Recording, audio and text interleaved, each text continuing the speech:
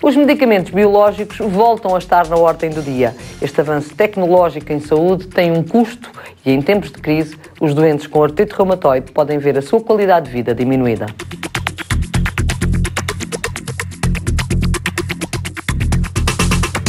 Os medicamentos biotecnológicos, habitualmente denominados biológicos, são fabricados por métodos de biotecnologia envolvendo geralmente organismos vivos, como células ou bactérias, ou os seus componentes ativos. São medicamentos de ponta com alto poder de ação.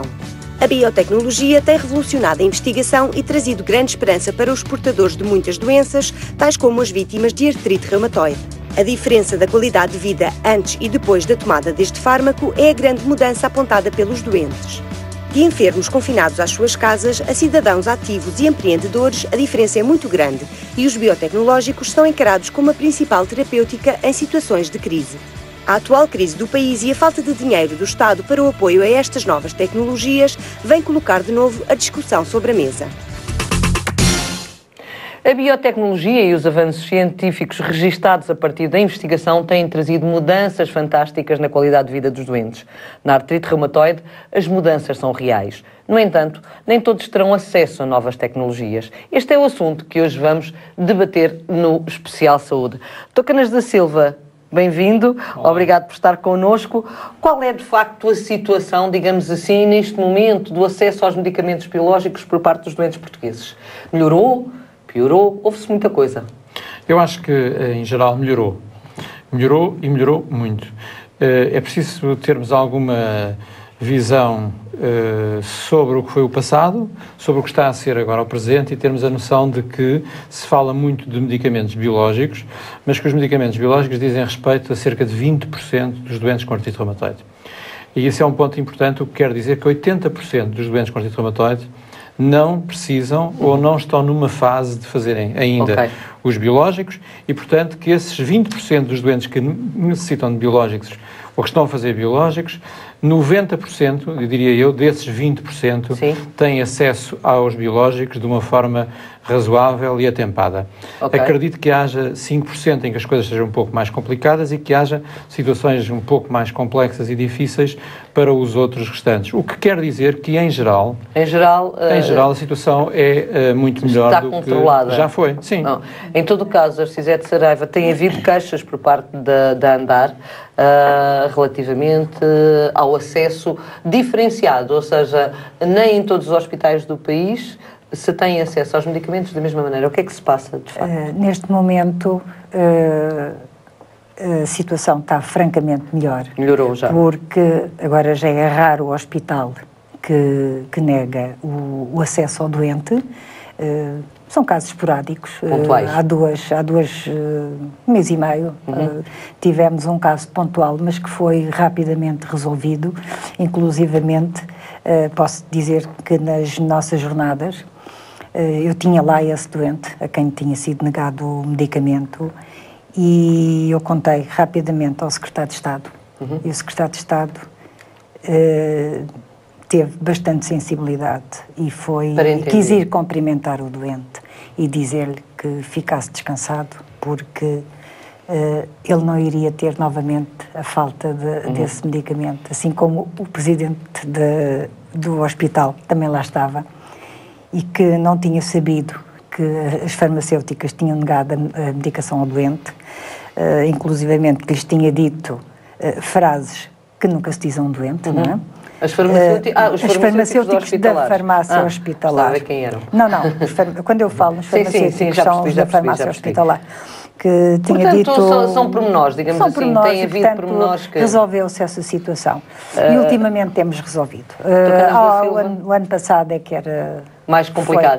Canas da Silva, quando a Arcisete estava a dizer que houve apenas um doente e que o Secretário de Estado até se mostrou compreensivo, fez assim uma cara estranha.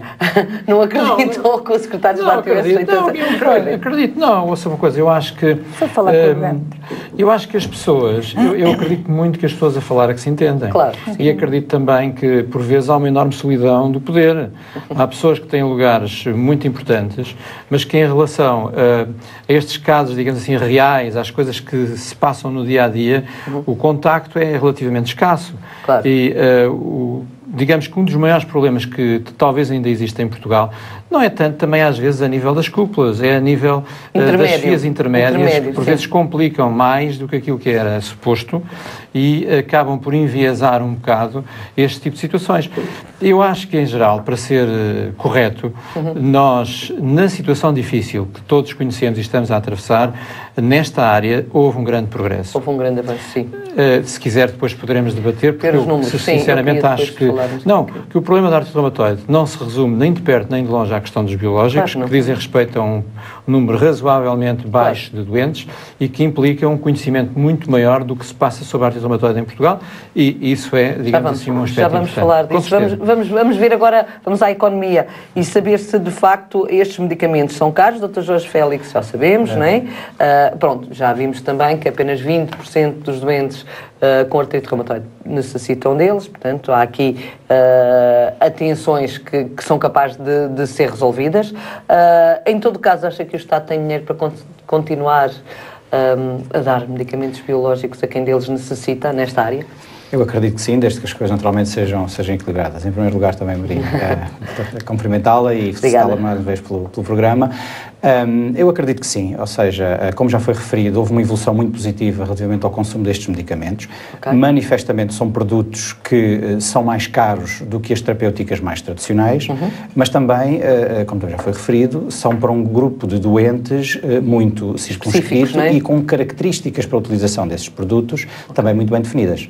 E mediante, obviamente, critério médico na decisão, naturalmente que não estamos perante uma rúbrica do custo com medicamentos que vai ser explosiva, por assim dizer, para o Ministério da... Em todo o caso, os números reais, nós ainda, não sei se vocês os têm, eu pelo menos nas jornadas de andar, onde estive presente, fiquei com a ideia, quando o Infarmed os apresentou, de que de facto havia um bolo para os biológicos, onde cabiam os doentes com artrite reumatoide, doença inflamatória intestinal e também psoríase. Portanto, era espondilite anquilosante. Estava tudo metido no bolo. Portanto, nós nunca temos a noção de cada fatia para onde é que é, não é? Essa é uma das maiores dificuldades, infelizmente, que nós temos. O país sofre, tradicionalmente, de um déficit de avaliação crónico. Ou seja, gastamos o dinheiro de forma transversal em várias áreas e na saúde também. Contudo, temos muita dificuldade em avaliar aquilo que fazemos. E também neste aspecto, infelizmente, o Ministério da Saúde, apesar de já ter tomado medidas para facilitar o acesso aos medicamentos biológicos e outros, mas no caso dos medicamentos biológicos, depois não há forma de controlar as estatísticas e de registar minimamente os doentes. E uma coisa que eu acho que é fundamental, que é saber quais os resultados que são obtidos com a utilização destes produtos. Otimização depois dos dados, não é? Porque, naturalmente, necessitamos de saber a forma como os recursos no setor da saúde são investidos e o retorno que daí advém. Porque isso é fundamental para planear bem a afetação dos recursos. Porquê é que não há dados em Portugal? Não, quer dizer, nós reumatologistas temos dados. É preciso, nós temos uma base de dados gerida pela nossa Sociedade Portuguesa de Reumatologia, que é o reuma.pt, e aí nós temos dados relativamente a um número esmagador de doentes seguidos pelos reumatologistas. E, quer dizer, neste momento nós estamos em condições de avançar com alguma previsão próxima da realidade sobre o número de doentes tratados com biológicos em Portugal, na artrite reumatoide, que eu estimo à volta de 3.000 a 3.500 doentes na artrite reumatoide, e o problema é que há, fora do âmbito da reumatologia e especificamente da reumatologia que tem colaborado com o reuma.pt, há também reumatologistas privados que ainda não apresentaram os dados, não é? A apresentar os seus dados na base de dados da sociedade, mas nós estamos em condições de, a prazo, garantir um conhecimento bastante próximo da realidade do que se passa em Portugal e não só da realidade, digamos, epidemiológica, como mesmo dos resultados, porque há estudos a decorrer neste momento que vão nos dar algumas informações melhores sobre isso. Sobre a segurança também, que é uma coisa muito importante. Já vamos à segurança, diz Justiça. Mas é fácil saber quantos doentes é que estão a fazer e que produto. Aliás, nós já nos oferecemos, quer ao Ministério, quando reunimos com o Secretário de Estado, quer ao Infarmed, que nos deixem ir para os hospitais, para as farmácias hospitalares, e nós fazemos o levantamento por patologia e por especialidade. E assim o Infarmed iria ter um número correto, quantos doentes de artrite estão a fazer e quem é a especialidade que os trata, quantos doentes de espondilite, quantos doentes de psoríase e por aí fora. Sim, não acredito porque que isso é um trabalho, não acredito que nós deixem fazer isso, apesar da boa vontade de andar. O que o Infarmed devia fazer é um trabalho que cabia realmente ao Infarmed, mas que nós estamos disponíveis para o fazer, para deixarmos de ser, principalmente, eu falo no caso da artrite reumatoide, deixarmos de ser o bode expiatório, porque quando se fala em gastos com biológicos, é sempre a artrite reumatoide. É aí que eu queria chegar, sempre a artrite reumatoide. É que habitualmente e não é verdade. Diz-se que, de facto, associa-se muito, até pela luta, com certeza, que quer reumatologistas, quer Andar travou durante anos e anos para ter acesso a estes medicamentos, associa-se muito a artrite reumatoide aos biológicos, aos biotecnológicos, e, portanto, ninguém fala, por exemplo, da doença inflamatória intestinal e dos biológicos, e se calhar é o grosso do gasto vem daí. Eu acho que há dois motivos para isso acontecer. Em primeiro lugar, as primeiras indicações terapêuticas, ou a primeira indicação terapêutica para a qual estes medicamentos surgiram no mercado foi precisamente para a artrite reumatoide. Pronto. E desde aí, naturalmente, como começaram primeiramente a ser utilizados na artrite reumatoide, houve esta associação. A associação foi Por outro lado, aquilo que a Marina referiu também é verdade, ou seja, os doentes com artrite reumatoide, apesar de tudo, têm manifestado as suas opiniões e de forma muito evidente e também de forma a manifestarem que não estão descontentes, por vezes, com o acesso, manifestando os seus direitos. E isso também tem feito com que haja alguma visibilidade relativamente à artrite reumatoide. Agora, o fator importante é efetivamente este, provavelmente, daquele bolo de gasto só nos medicamentos biológicos pelo Ministério da Saúde. Tem dados, doutor, lembra-se grosso modo, até novembro eram 68 milhões de euros, se não estou em erro, nos 3 produtos mais vendidos no mercado. Depois existem outros medicamentos também designados biológicos, mas também são, por exemplo, utilizados na área do cancro.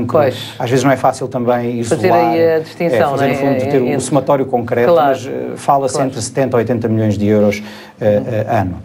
O que, mediante estes valores, depois comparando com outras áreas como o tratamento do HIV, o tratamento do cancro e tudo mais, começa a ser uma rúbrica que aparece na folha contabilística do Ministério da Saúde e que depois começa a ser o foco das atenções. Vamos deixar esse ponto em stand-by e já voltamos a ele, porque eu queria também falar sobre a importância da qualidade de vida dos doentes associados a estas técnicas farmacológicas, que é muito importante e que às vezes nem sempre se dá o valor a isso. Antes vamos falar de outra coisa, quando falamos de gastos também, é importante dar voz a quem conhece esta realidade. O setor de perto, principalmente ligado à indústria farmacêutica, é o que vamos ouvir neste momento. Fomos ouvir o Heitor Costa, diretor executivo da Associação Portuguesa da Indústria Farmacêutica. É o espaço de Viva Voz.